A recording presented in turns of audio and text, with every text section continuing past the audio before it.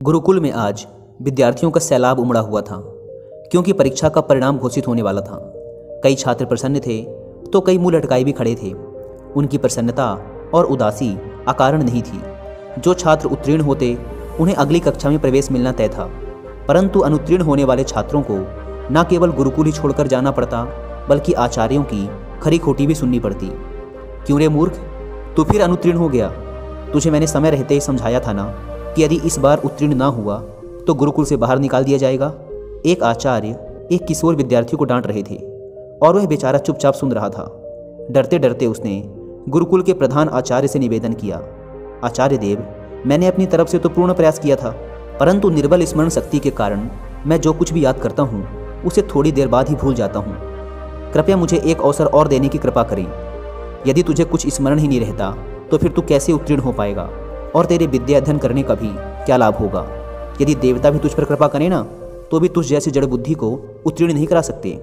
आचार्य ने अपने इन तीव्र शब्दों के साथ वरदराज की खूब बुराई की और उस पर चिल्लाते हुए उसे गुरुकुल से बाहर निकल जाने के लिए कहा। कक्षा के सभी छात्र उस पर हंसने लगे। वह बेचारा भी अपना मुंह लटकाए बोझिल कदमों से वहां से निकल गया।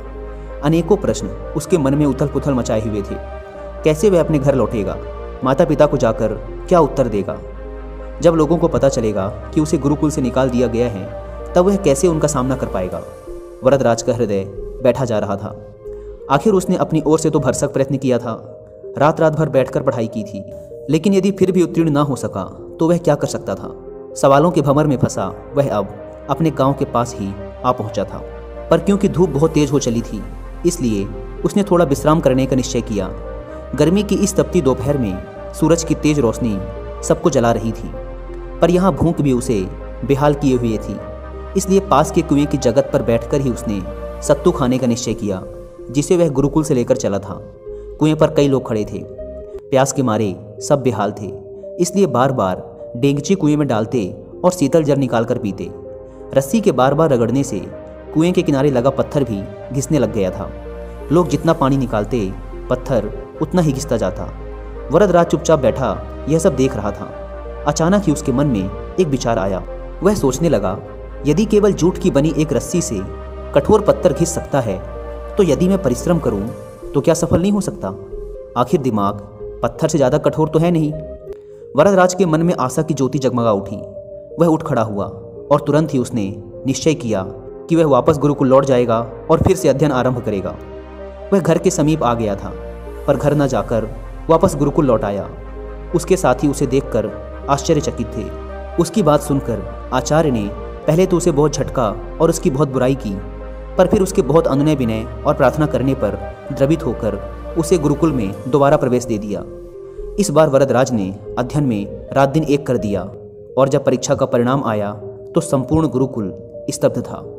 वरदराज न केवल उत्तीर्ण हुआ था, बल्कि उसने संपूर्ण विद्यालय में प्रथम स्थान प्राप्त किया था। एक समय जड़ मूर्ख समझे जाने वाला यह बालक आगे चलकर संस्कृत का बहुत बड़ा विद्वान बना। उसने कई अद्वितीय ग्रंथों की रचना की। छात्र उसका शिष्य बनना गौरव की बात समझते थे, पर यह सब किसी जादू से संभव नहीं हुआ था। यह आश्चर्यजनक परिणाम उपजा था संकल्प की अमोघ शक्ति से। कठोर परिश्रम और प्रबल इच्छा शक्ति के बल पर ही यह असंभव कार्य संभव हुआ था। कामयाब लोग गलत नहीं कहते। निश्चय ही संकल्प सफलता का प्रथम सूत्र है। सच्चा संकल्प एक ऐसा अचूक अस्त्र है जो कभी खाली नहीं जाता। यदि हम किसी भी कार्य को करने का संकल्प कर लें तो ऐसा कौन सा अवरोध है जो उसके मार्ग में चट्टान बनकर खड़ा हो जाए? निसंदेह कुछ भी नहीं। करोड़ों युवाओं के प्रेरणा स्रोत स्वामी विवेकानंद जी ने एक बार कहा था, मुझे पूर्ण विश्वास है कि ब्रह्मांड में कोई भी शक्ति किसी भी व्यक्ति को उस चीज को हासिल करने से नहीं रोक सकती जिसका वह वास्तव में हकदार है। यदि मन अपनी पूर्ण क्षमता में जागृत है तो हर चीज पाई जा सकती है। पहाड़ों को भी खाक में मिलाया जा सकता है। संकल्प दूसरी किसी भी चीज से ज़्यादा शक्तिशाली है। प्रबल इच्छा शक्ति के सामने हर चीज को झुकना ही पड़ता है, क्योंकि यह सीधे भगवान से आती है। एक शुद्ध और शक्तिशाली संकल्प सर्वशक्तिमान है।